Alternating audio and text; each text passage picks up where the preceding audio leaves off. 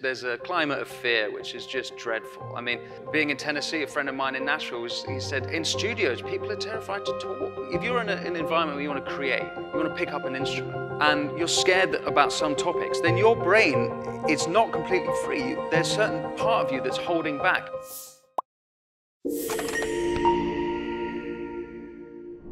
We are most powerful when we tell stories, when we make art, and this industry wants us to bow down to their gods. The gods that say, I will tell you what kind of art to create and what you're allowed to say. And this next speaker is someone who has refused to bow down to those gods. And he's suffered a great deal at the hands of persecution, but has chosen to make no excuses. Instead, he's chosen to make his own way. He's chosen to make a life of it, a message of it, and he inspires others. He's a writer, musician, and host of the Spectator podcast, Marshall Matters. His articles have featured in The Spectator, Jewish Chronicle, and The Free Press, and can be found on his Substack, The Wind Stack. As a musician, he was a co-founding member of Mumford Sons before quitting over free speech and now performing solo. Please give a warm welcome for Winston Marshall. That was very flattering. Thank you so much. Thank you. Hi. That was a very flattering introduction. My self-esteem's just skyrocketed. Absolutely fantastic. Thanks for having me. I'm going to rattle. I've seen other speakers getting cut off, so I'm going to rattle through my speech for you. I'm going to try and describe to you what it is like in the creative industries today. This week, Jack White, multi-million-selling former lead singer of the White Stripes, came after actors Mel Gibson and Mark Wahlberg and comedian podcaster Joe Rogan. Anybody who normalizes or treats this disgusting fascist, racist, con-man, disgusting piece of shit Trump with any level of respect is also disgusting in my book. That's you, Joe Rogan, you, Mel Gibson, you, Mark Wahlberg, you, Guy Fieri. This is a statement from me, not a discussion debate.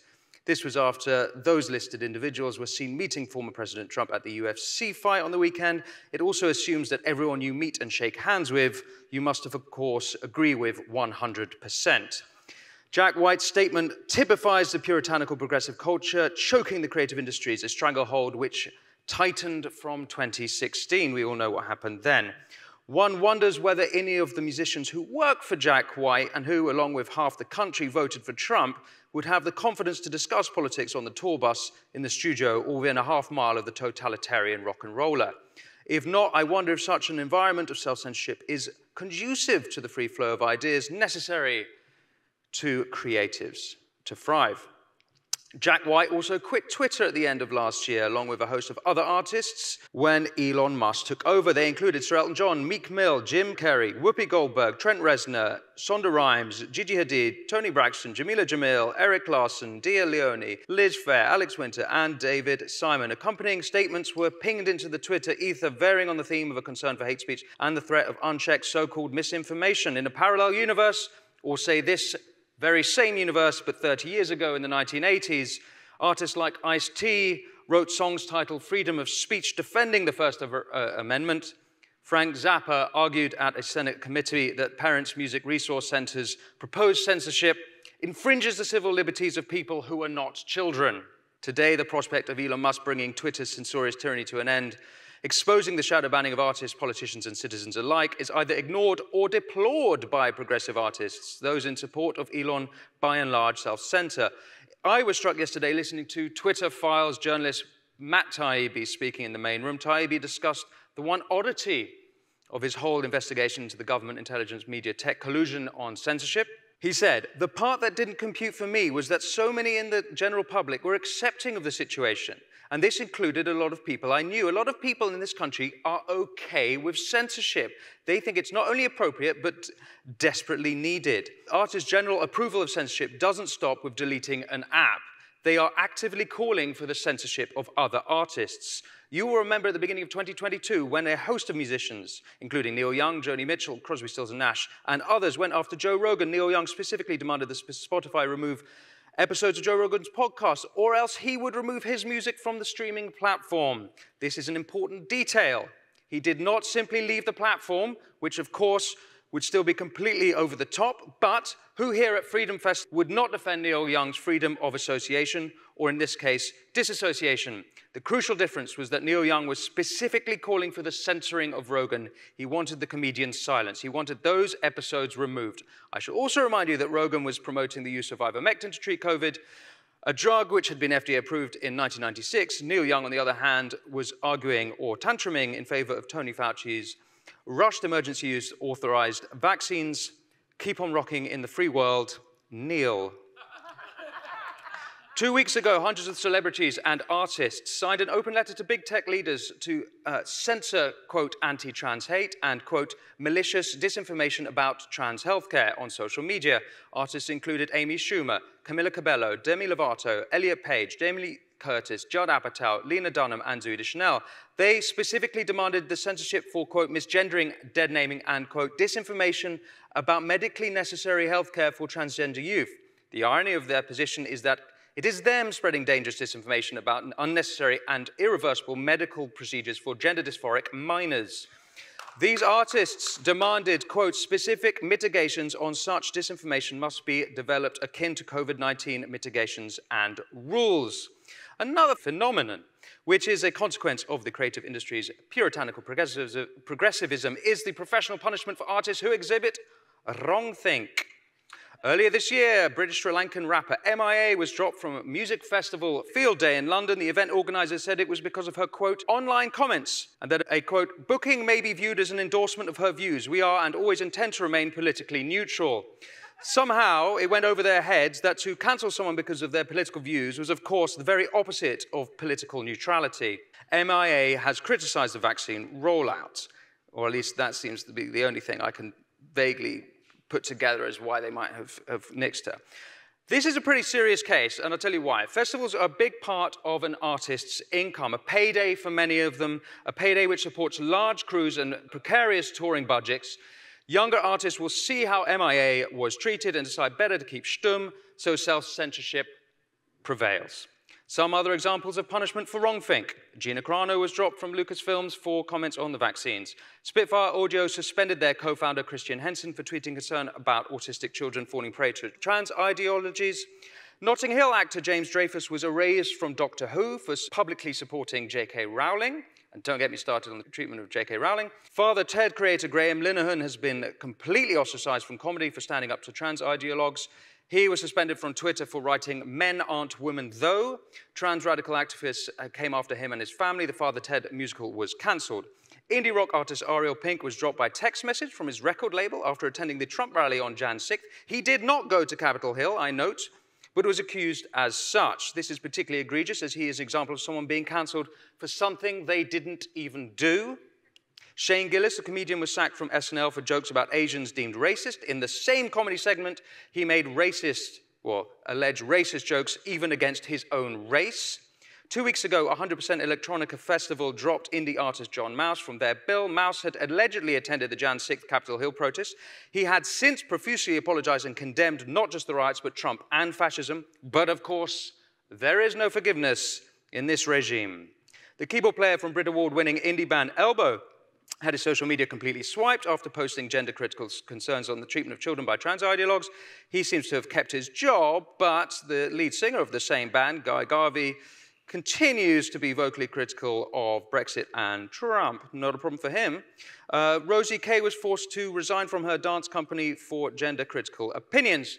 By the way, if you'd like to hear interviews with any of these people, please check out my podcast, Marshall Matters, all usual pod outlets and YouTube. These people are far more interesting than me, but I think you might like it. Good people, good people. So, why are the artists in such a state?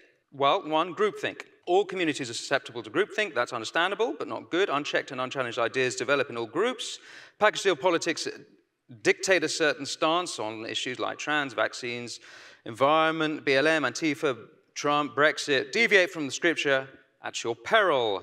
Narcissists.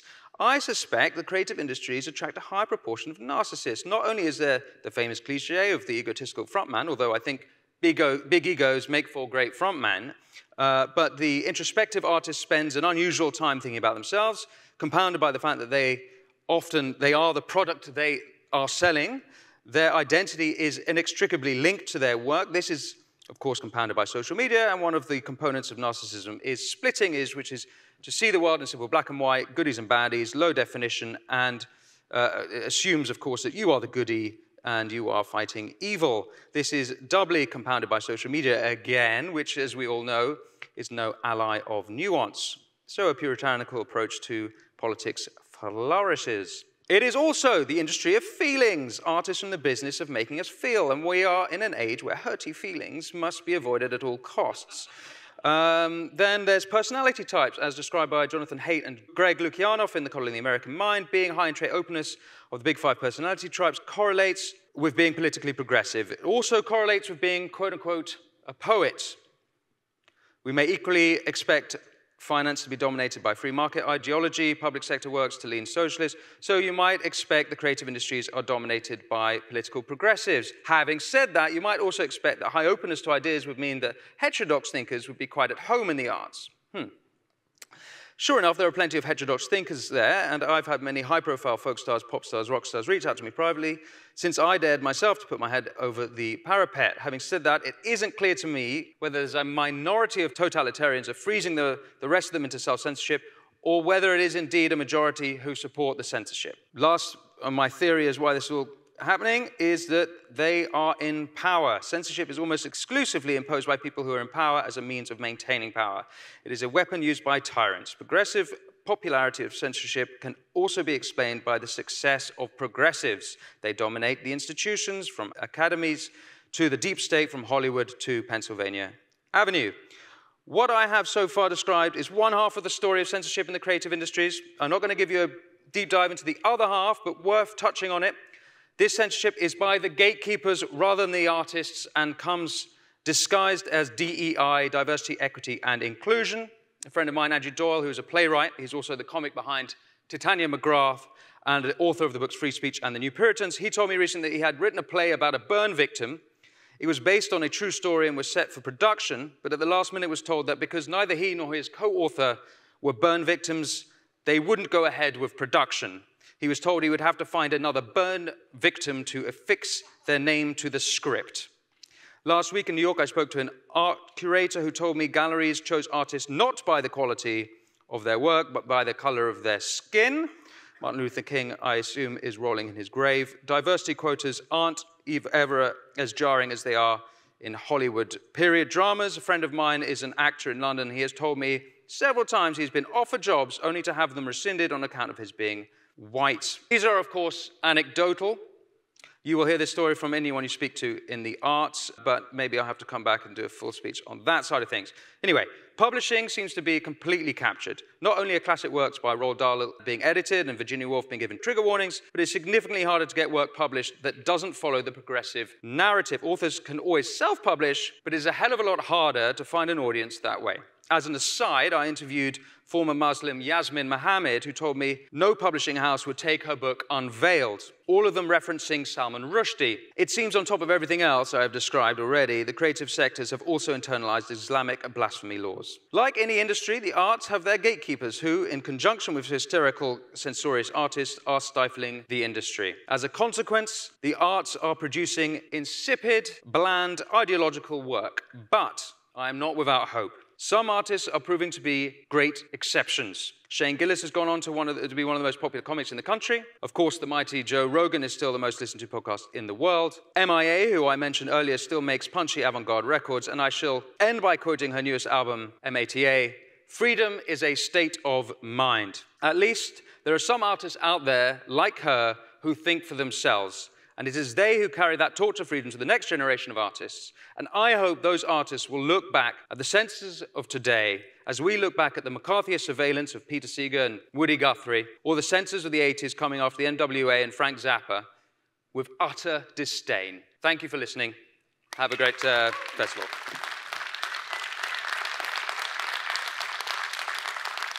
It says I've got 6 minutes, so I don't know. I could take some questions if you want, or if anyone's got any questions. If not, thank you for coming. There's a question.